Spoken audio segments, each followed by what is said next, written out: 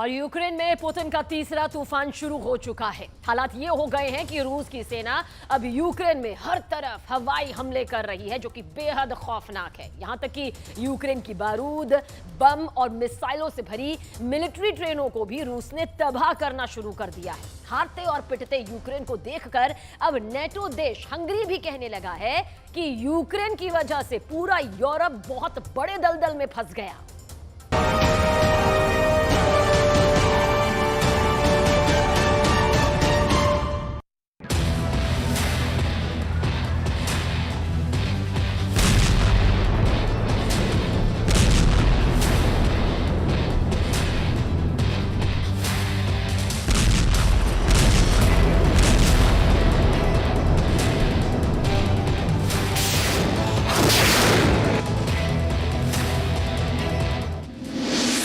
दी बारूदी train, Hungary बोला हारा यूक्रेन।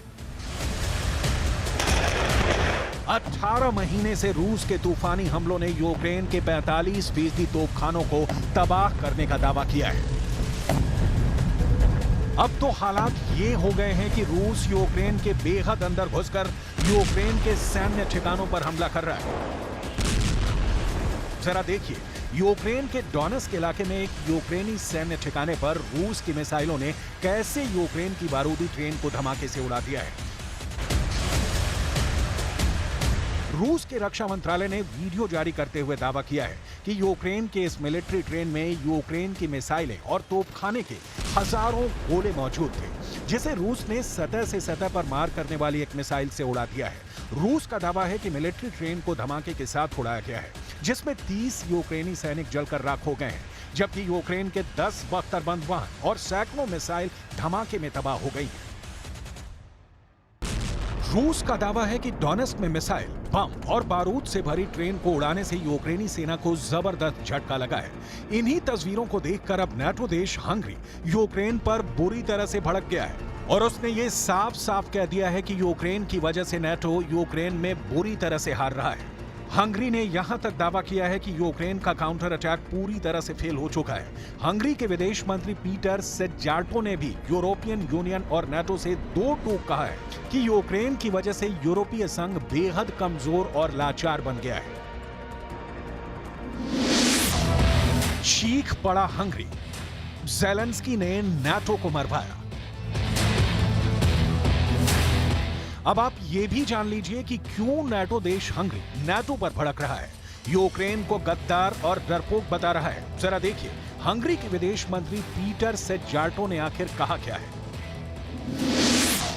पुतिन के हमलों का जवाब नहीं दे पाया है यूक्रेन। यूक्रेन के सीरियल काउंटर अटैक पूरी तरह से फेल हो रहे हैं। यूरोपीय संघ कमजोर हुआ, पुतिन का यह दावा सही है।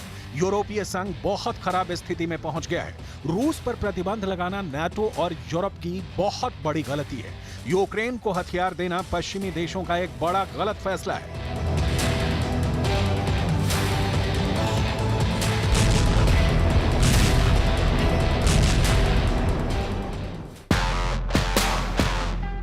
भले ही रूस के खिलाफ पश्चिम के 50 देश और नेटो के 31 देश मदद करने का दावा कर रहे हो, लेकिन जो खबर अब डिफेंस एक्सपर्ट्स बता रहे हैं वो हैरान करने वाली है। 18 महीने की भीषण जंग के बाद अब कई नेटो देश यूक्रेन को किसी भी तरह की सैन्य मदद करने को तैयार नहीं है। हंगरी अब पहला ऐसा नेटो देश बन चुका है जो यूक्रेन का खुलकर विरोध कर रहा है। हंगरी ही वो देश है जो नेटो पर भड़क रहा है। हालांकि नेटो देश पोलैंड, लिथुआनिया, लातविया 3 ऐसे देश हैं जो सबसे ज्यादा यूक्रेन की सैन्य मदद करने में जुटे हैं। पोलैंड के राष्ट्रपति ने तो मिलिट्री परेड में ही ऐलान कर दिया है कि बेलारूस से सटी सीमा पर पोलैंड के 10,000 स्पेशल फोर्स के कमांडो जंग करने के लिए पहुंच चुके हैं।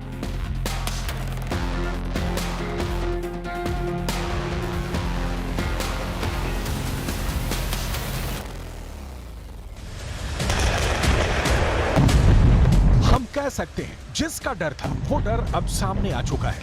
पुतिन का रूस बेलारूस की जमीन से तीसरे विश्व युद्ध की शुरुआत करने जा रहा है। अमेरिका की कठपुतली बना नेटो देश पोलैंड इस वक्त रूसी मिसाइलों, तोप, टैंक और रॉकेट आर्मी के निशाने पर है।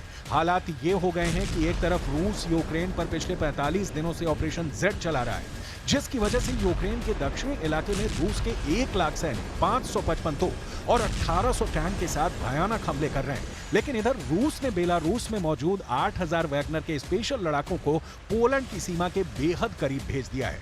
अब खबर आ रही है कि पोलैंड ने नाटो और अमेरिका के इशारे पर रूस से बेहद खूनी जंग करने का मन बना लिया है। हालात ये हैं कि पोलैंड के 10,000 से ज्यादा स्पेशल फोर्स के कमांडो बेलारूस बॉर्डर पर भारी हथियारों के साथ हमले की पोजीशन ले चुके हैं। दावा किया गया है कि रूस के सैनिक, बेलारूस के सैनिक और वैगनर लड़ाके 95 किलोमीटर में फैले सुवाल्की गैप से हमला करने जा रहे हैं।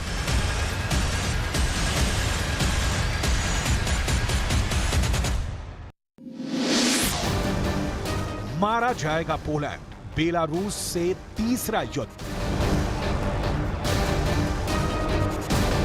पोलैंड के राष्ट्रपति आंद्रेज डूडा ने सेना की परेड के जरिए रूस को धमकाने की कोशिश की है। दावा किया जा रहा है कि सेकेंड वर्ल्ड वॉर के बाद पहली बार पोलैंड ने इतने जबरदस्त तरीके से अपने हथियारों के साथ शक्ति प्रदर्शन किया है।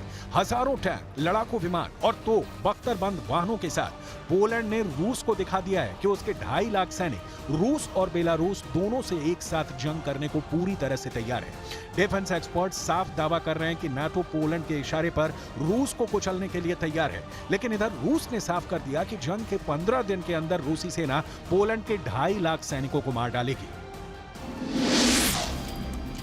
मारा जाएगा पोलैंड, बेलारूस से तीसरा युद्ध। अब आप ये भी जान लीजिए कि अचानक रूस की तरफ से पोलैंड पर भयानक हमले की तैयारी क्यों हो रही है और क्यों रूस के राज्य ड्यूमा के सदस्य और पूर्व सैन्य कमांडर एंड्री गोरोल्योव ने पोलैंड को मटियामेट करने का दावा किया है। जरा देखिए रूस के पूर्व सैन्य कमांडर एंड्री गोरोल्योव ने पोलैंड पर क्या कहा है। एंड्री गोरोल्योव ने पोलैंड को धमकी दी है, सब कुछ बुरी तरह से तबाह हो जाएगा। रूस के कलिनिनग्राद इलाके में पोलैंड ने सैनिकों की तैनाती करके नई जंग शुरू कर दी है। जंग की आड़ में यूक्रेन के इलाकों पर कब्जा कर रहा है। रूस इसे बर्दाश्त नहीं करेगा। रूस पोलैंड को बर्बाद करने में जरा भी नहीं हिचकेगा।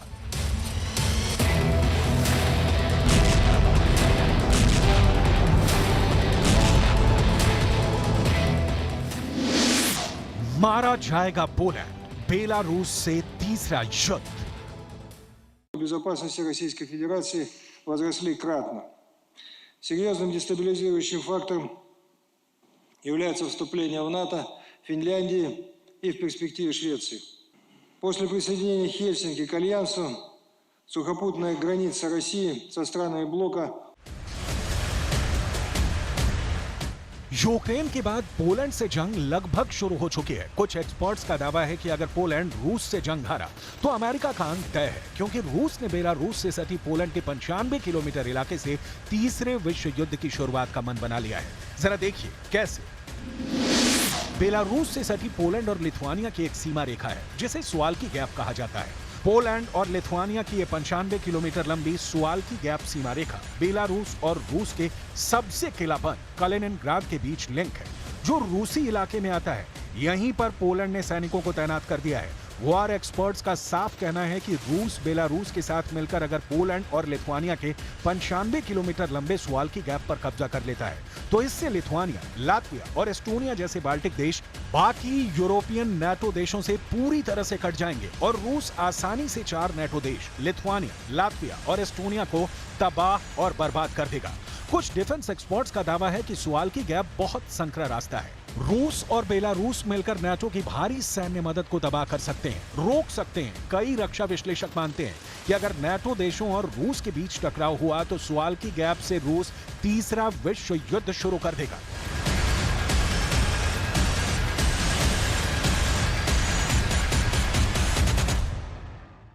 Nie ulega żadnej wątpliwości, że reżim białoruski współpracuje z Kremlem, że ta akcja jest wycelowana w Polskę, żeby doprowadzić do destabilizacji naszego kraju. Ale też jestem przekonany, że ta akcja się nie powiedzie ze względu na służbę Wojska Polskiego, ze względu na to wszystko, co związane jest ze wzmacnianiem. NATO से जुड़े Poland के राष्ट्रपति Andrzej DUDA को भी पता है कि रूस से जंग करना आत्महत्या के बराबर है। आंद्रेज डूडा मानते हैं कि पुतिन का रूस यूक्रेन जंग में नाटो, अमेरिका और पश्चिमी देशों की सोच से कहीं आगे की जंग कर रहा है। रूसी सांसद एंड्रे कार्पोलोव का भी दावा है कि पुतिन हर हाल में पोलैंड की सीमा पर मौजूद सुवाल्की गलियारा, जिसे सुवाल्की गैप कहा जाता है, उस पर कब्जा करना चाहते हैं। रूस के सामने पोलैंड की सेनाएं 24 घंटे भी नहीं टिक पाएंगी। इसी खतरे को देखते हुए नाटो ने रूसी हमले से पहले ही अपनी फौजों को वहां पर तेजी से तैनात करना शुरू कर दिया है। इन तस्वीरों को देखकर आपको अंदाजा हो जाएगा कि पोलैंड पर रूसी हमले का खतरा कितना ज्यादा बढ़ चुका है। हैरानी की बात यह है कि बेलारूस से यूक्रेन और पोलैंड दोनों की सीमाएं लगती हैं, जिसकी वजह से रूस अब यूक्रेन और पोलैंड पर ट्रिपल अटैक की रणनीति अपना रहा है। बेलारूस की तरफ से यूक्रेन पर लगभग 2 लाख सैनिक हमला करने जा रहे हैं, जबकि बेलारूस की तरफ से पोलैंड पर 1.5 लाख रूसी वैगनर लड़ाके और बेलारूस के सैनिक हमला करने जा रहे हैं। इधर रूस ने यूक्रेन के सैन्य ठिकानों को चुन चुन कर साफ करना शुरू कर दिया है और हंगरी जैसे नाटो देशों ने यूक्रेन की हार का ऐलान कर दिया है। अब देखना होगा कि आने वाले दिनों में कितने नाटो देश यूक्रेन का साथ देते हैं।